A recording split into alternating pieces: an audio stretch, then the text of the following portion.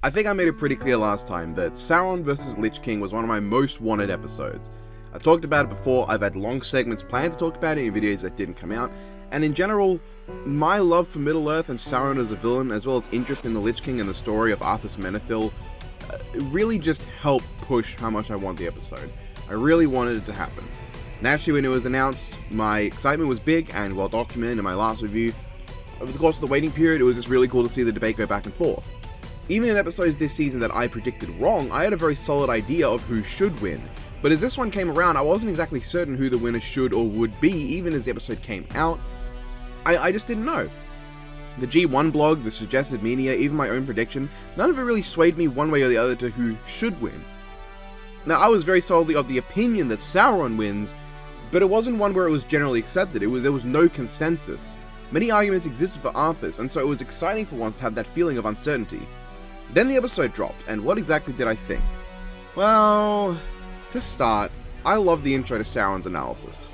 Not only is the writing really solid and the editing top notch, I even really like the jokes and music. The music really gives this sequence a grand feel, and the very quick jab Boomstick takes at Wiz feels straight out of Season 2, and I'm all for it. In fact, Sauron's entire analysis is excellent to me, with a great flow through story and powers intertwining the abilities Sauron has that are tied into his story in such a way that it flows very seamlessly, with tons of those small jokes that aren't, here's a joke that we stopped the analysis to tell, but rather, here's a joke that's part of the analysis. This season has not had a lot of those to me. But then of course there is the cutaway gags. Even here though, I can give compliments, because the cutaway is very naturally flowed into, and while the gag isn't funny to me at all, I at least appreciate that I did not expect Boomstick to vor Sauron's soul. They also don't draw explicit attention to the fact that Wiz is now geared to fight Boomstick with this. Afterwards, it's still solid, but the only thing that sort of made me go, being Boomstick's get lit. Now I'm aware there are probably plenty of inaccuracies in here that Tolkien heads will go nuts over. And like, you could argue like, I don't know, saying the One Ring gives you invisibility is a vast oversimplification, but fuck it, it works, shut up. The analysis was cool, and the quote from Tolkien at the end of the analysis was badass. And yeah, the music was surprisingly noteworthy throughout. And not just for Sauron, but for Arthas' analysis too. I like this analysis as well. More subtle jokes that don't distract. In fact, I think the biggest compliment I can give as someone who loves the Season 2 analysis segments for how entertaining they are, is that this analysis feels like a Season 2 analysis written to Season 9 standards. By that I mean, it feels as fun, well-flowing, funny, and entertaining as a Season 2 analysis, while having the far better research and overall polish of Season 9. To me, this is basically all I can ask for in an analysis. Well, I mean, the cutaway gags still aren't funny, but they don't bother me at all. I don't think an analysis has felt this perfect to me since Ganondorf vs Dracula, and that's the pedestal I'm putting this analysis up to. I fucking love it. My only real problems, I would like the speed feat for each in the analysis. I don't mind the lack of calcs, because I don't dislike the reveal that their similar appearing feats were a bit different in power. I thought that was well done. It doesn't feel too cheap because they don't lie or actively dodge it, they just say it bluntly and leave the calc for last.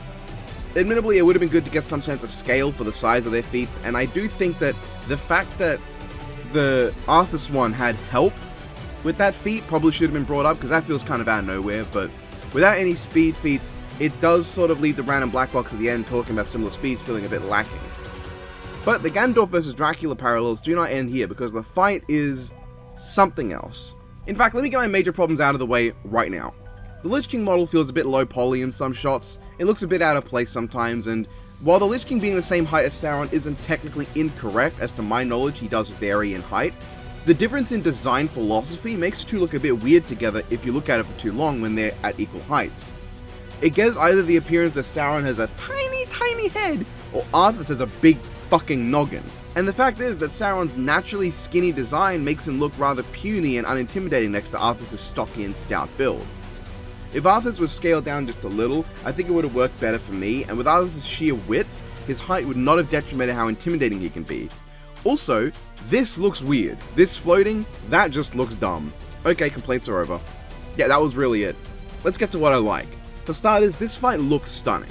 While Arthas' model is a bit low on polygons, the icy wasteland the fight takes place in is gorgeously done, looking cold and unrelenting as it should, while balancing perfectly off the contrasting rain of lava that Sauron brings forth midway through the fight. It works wonders for making the fight feel not just like two characters fighting, but their very kingdoms coming into conflict without needing to spend the extra money on an outright army battle. and the great shots help to complement it. With Arthas' early shot of his dark void of a face, nothing but his blue flaming sand's eyes glowing really getting across the intimidating silence of the character, and Sauron's first full body shot being just his silhouette looming towards Arthas as the whispers that accompany Sauron fill the audio. The entire fight is full of these cinematic shots that feel really impactful even when they're not really much. Sauron lunging out of the fire as a wolf, Arthas creating a massive tornado of ice and Sauron responding by erupting a volcano in the background, and the whole sequence of the volcano erupting with this wonderfully framed shot, this incredible imagery of it just exploding across the horizon, this low angle shot that really gets across Sauron's imposing size and weight as the fires of the volcano fly over him. This shot of the two clashing weapons as the contrasting blue and red of each other's respective element highlight the area. The sheer impact of Sauron casting his body aside to become the flaming eye of Sauron is fucking insane, and Arthas summoning his own eye back, which seems initially like it'd be him trying to fight the eye, but actually with the context of what the Eye of Acheris does, it's more like Arthas is using it to figure out what Sauron is and how he avoided the Blight so easily. It also gives context to this following line in a way. But of all things, there is nothing more raw than Sauron lunging out of the eye with a new body and hitting Frostmourne so hard he completely shatters it. The imagery of the Eye of Sauron briefly flashing on screen as he does so and the blade turns to glass, and the force of the blow destroys the Eye of Acheris behind Arthas in the same go, is incredible. Arthas getting raised in the air by Sauron's power as his everything is taken from him and he falls to the ground limp, the last vestiges of his soul evaporating with the blue fire of his eyes. This episode has no shortage of incredible shots with great composition and imagery, of course ending with the blue wasteland of ice turning orange as Arthas dies, the influence of Sauron taking over his domain. I also love that Sauron just sitting on Arthas' throne causes the ice to evaporate in the steam too, that's an awesome touch. But adding to that, the fight is also surprisingly raw in pure dialogue. For characters you don't associate with talking much, they get off some fucking awesome lines, with the context of the analysis helping to really add some impact. Just about every line in this fight is great. The very opening of the fight establishes the two so well. Arthas is initially shown front on. He is a threat that is above all things physical, an unstoppable wall that none can break down. Sauron, however, is first really shown through his shadow. He is not as much just a pure physical threat as he is an overarching darkness that encompasses all and cannot be overcome. Sauron doesn't ask for the throne, he doesn't even demand it like Ganondorf did in Season 6, no. Sauron says, matter-of-factly, he will claim what already belongs to him. It's not a threat, it's not a demand, it's not even a taunt. From Sauron, this is him just stating a fact. An undeniable, ineffable, objective truth. The Lich King is not bothered whatsoever though. He comes back with the same. Sauron will only find death here, which, I mean, that ends up being true, man. The interaction of Sauron saying he'll tear Arthas' heart out, and Arthas unflinchingly and proudly saying that Sauron will find nothing is fucking awesome. The way that Arthas doesn't rebuke him with a taunt or with an insult, but merely just a boast about how fucking evil he is amazing.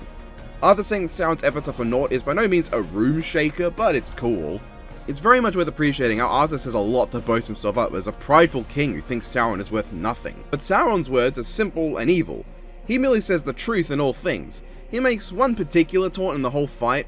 Most of Sauron's dialogue is actually just whispers, mutterings under his helmet, like he's constantly, even during this fight, altering the world around him just by being there, and influencing anything that's alive around him, except for Arthas. But perhaps my favorite line in the entire fight is Sauron's usage of the iconic "I see you" line used frequently in the Jackson films. The way he says it gives genuine chills, and the fact that it feels like a pointless reference until the context is given that Arthas teleported away and is trying to attack Sauron from behind makes it hit so hard. Sauron lets Arthas know in advance his sneak attack failed, because no matter what Arthas does, Sauron sees him. It's fucking amazing, and I adore the incorporation of that line so much. The servitude dialogue is also great, but more so due to the delivery than the actual lines. The lines are good, but the proud way that Arthas says Sauron serves him now is so good. His sinister laugh and his confidence, followed by the genuine venom in Sauron's voice. The anger, as if he's pissed off that Arthas even thinks he could take command of him, is delivered so well. It also makes Sauron's first major taunt in the fight come across differently. It's not just pointless, Sauron's actively beefing with Arthas now. And Arthas is not flinching, he looks the Eye of Sauron dead on. He sees through Sauron's illusion and he attacks him anyway. And in the end, it is the Lich King who delivers the first real line of shock and surprise. Now the fight lines aren't really anything special to me, but they're cool enough. Then there's the choreography. Not only is the sword and mace combat good, but the way they trade their abilities is really cool. Arthur summons his subordinates as if Sauron isn't even worth fighting, and while they swarm him, Sauron just uses the ring and lights them all on fire, and the only one strong enough to survive, he immediately dominates mentally to send after Arthas. But I mean, Arthas just blows it up anyway. Using the opening of the Flaming Spirit and the Ice Ball forming a wall of steam, Sauron attacks Arthas as a wolf, which knocks the sword from his hand and basically just pushes Arthas back. Arthas isn't even that bothered by the wolf, it just takes him a bit by surprise. The transition from the wolf's clawing paw trying to tear Arthas open into Sauron's hand grabbing his throat to take him over the edge is smooth as fuck. And the implication that Sauron thinks so little of Arthas that he would just throw him off the edge of a cliff and be done with him is beyond disrespectful in the best way possible. I already mentioned the training of environmental alteration, but the smoothness of Arthas' sword swing into the stab into the ground is fantastic. But it does look like the glow of his eyes is slightly misaligned. That might just be me seeing things though, maybe I'm just looking at it wrong. Arthas disarming Sauron and Sauron catching his sword, only to get infected by the blight, is a great interaction. And I appreciate incorporating it in such a way that works so naturally, with Arthas using it as his game-changing attempted finisher. Sauron's pained growl is the only time in the animation that Sauron actively seems distressed, which gets across well that this actually did have an effect on him that he didn't see coming. You can even visually see it weakening his body, making him swing slower and clumsier. The battle of the Eye of Sauron and the Eye of Acheris is great too, and not one that I think most people would have expected. After all, the Eye of Sauron would require Sauron to leave his body, and the Eye of Acheris is not really a fighting thing. So it was really well written in how Sauron used the Eye of Sauron form to escape the effects of the infection. Thus, Arthas brings his own eye out to analyze Sauron and see how he could do that. You can take this as the moment both sort of come to realize the other is a threat. Sauron abandons his body because he cannot rely on just raw power to kill Arthas, and Arthas brings out the eye because Sauron is someone he might actually need to be concerned about. It's well written, and it's one of those that was so obvious sort of well written, where it comes across as so natural, you wonder how nobody would have thought of it before. The impact of everything is great too. The sound design is incredible. Arthas just launching off his throne has a soft sonic boom that really sells it. Every swing is slow and weighty enough with great follow through to the long wind up of each swing, and perfect sound design and foley to get across the immense force these two are hitting each other with. Every effect is not only visually breathtaking but audibly satisfying, with the eruption in the background being muffled just enough to feel like it's coming from very far away without taking away the sheer force of an erupting fucking volcano. The impact of Sauron turning around and clashing directly against Arthas' sneak attack is also stunning. The metallic ring is just so good. And the metallic foley for all things is fantastic, and the constant accompanying of Sauron's whispers are of course great. You can also interpret them as I guess Sauron attempting to control Arthas' mind, but Arthas fighting it off. Hell, just the sound of Sauron taking a fucking step back and sitting down conveys a level of raw power and impact. It's fucking stunning how good the sound design is for this fight. I cannot describe how excellent this fight is to me. From the stunning visuals, incredible shots, amazing cinematography, fantastic choreography, great imagery and framing, stunning sound design, beautiful effects, raw as fuck dialogue exchanges, and fantastic little touches, this fight delivered on everything I could have wanted. Feeling exactly right for a battle between high fantasy villains such as this. They didn't use all their powers, but to me they used all the ones that really they needed to. At least they used enough powers to not make me feel like anything major was left out. I don't leave this wondering X didn't do Y or whatnot, but because the only powers that were missing to me that I would have liked would require modeling of two fucking armies, and even then I wonder if the fight's flow would be bothered by it given how flawlessly and well paced it is. And of course the voice acting was amazing. Philip Sacramento might be the undisputed king of taking fat L's in death battle, but he never fails a vocal performance, and his Lich King is incredible. It pulls up both the intimidating aura, proud nature, and undying confidence, as well as the campiness and over-the-top nature of some of Arthas' character. The effect also enhanced it really well, and every line sounds great. Ryan Solis' Sauron, meanwhile, didn't really convince me on first watch, but as I picked up some of the nuances without talking to people while watching it, it really worked for me. The delivery of ICU especially is chilling, and every line, despite having that sort of silly Dr. Claw voice, sounds raw as hell and gets across the sheer might of Sauron. Everything about this fight sells you on how these two are basically unstoppable. It really makes you feel how powerful they are, and I fucking love that. Of course, that's added to by the track as well. One king to rule them all. An obvious name. I personally would have just gone with to rule them all to be more concise and less clunky and long, but it's still a good name. The track itself is amazing. It carries the perfect fantasy vibe as well as the presence of the characters really well. coming across as the kind of villain theme you could see being in a big budget motion picture, and that's truly outstanding. One of my favourite tracks of the season for the sheer impact it has. And then rounding it out, we have the conclusion. The conclusion is great. The music really helps because that music can make anything more epic, but they explained well the small advantages each had and how Sauron tended to counter Arthur's better. And as said, the reveal of whose iron lifting feat was better is well done enough to me. Though I feel like, again, they could have mentioned the fact that the orc had help when he did his. And of course, I wish this was more than just a corner box, but actually somewhere in the analysis. I like the pun too, that was cool. Overall, I fucking adore this episode. This is my new favourite episode of the season 3. This gave me basically everything I ever wanted and then some. What an amazing introduction to both Middle-earth and Warcraft on Death Battle. As a huge fan of high and dark fantasy, this really gives me hope what Death Battle could do if they ever tackle like Chosen Undead vs Last Dragonborn, Guts vs Claire, Deathwing vs Alduin, Talion vs Geralt, Aragorn vs Jon Snow, or any number of great fantasy-based matchups. Hell, bring in Warhammer fantasy. Don't make Thrall fight someone 10 times his size with guns everywhere like Gazgul. Make Thrall fight fucking Gordrakk. That sounds awesome. Speaking of fantasy, Asta in the next episode against Deku. I don't care.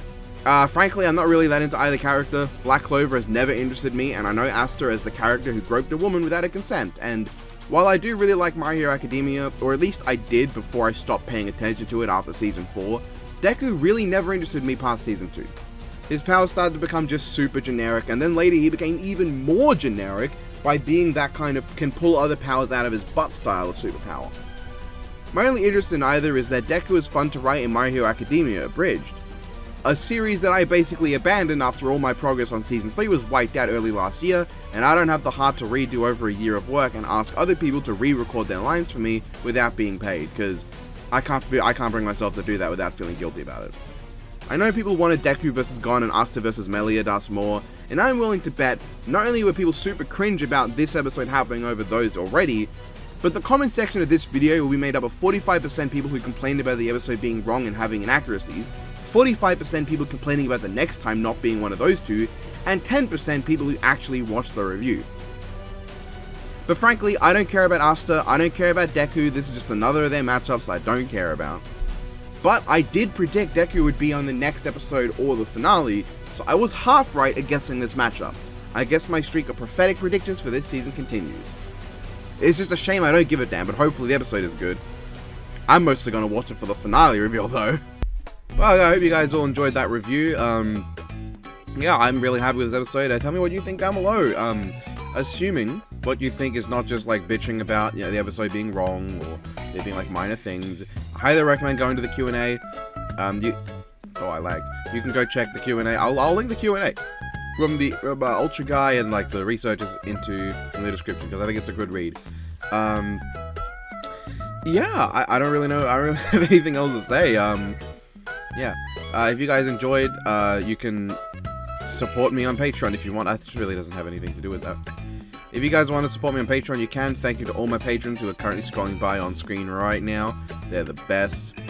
And you'll get access to full-length videos of the board game videos, which there was meant to be one last week, but there was just a lot of rendering issues that really got in the way. And not just that, like that got in the way of like working on the next part of the iceberg that I'm currently going through as well. It's a huge pain in the ass, but yeah, and of course if you support me, you can access my Patreon-only Discord, of which everyone here is on, and has given me things to read out for this segment of the video. Now that you have no more urine left in you, how are you going to get out of this tetrahedron? His name is Multi-Purpose Fighting System Type 3 Kiryu Custom. Yeah, okay.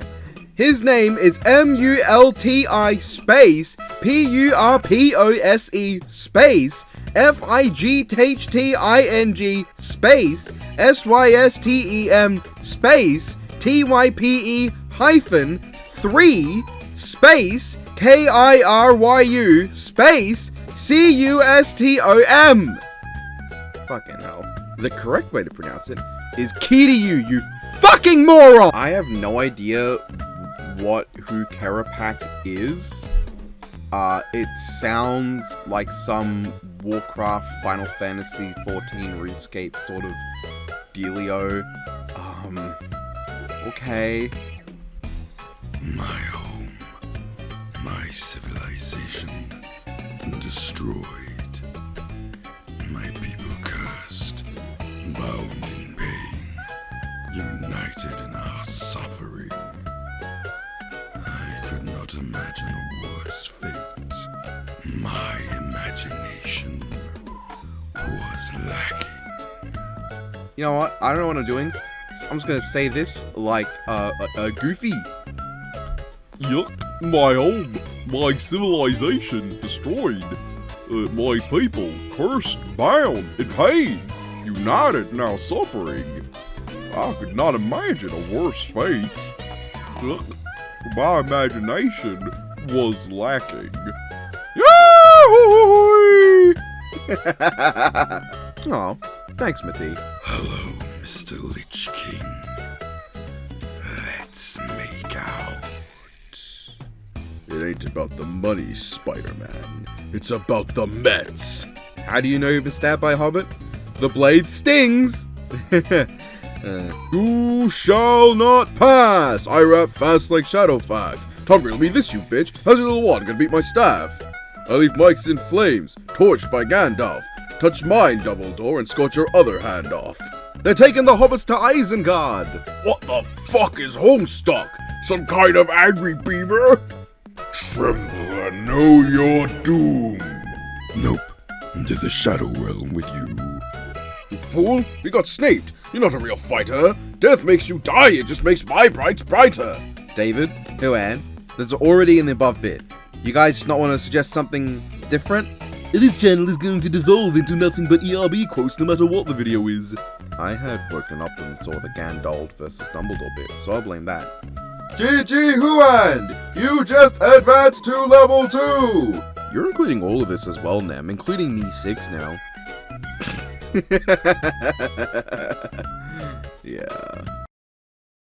You serve me now. I serve no one. I've got my eye on you.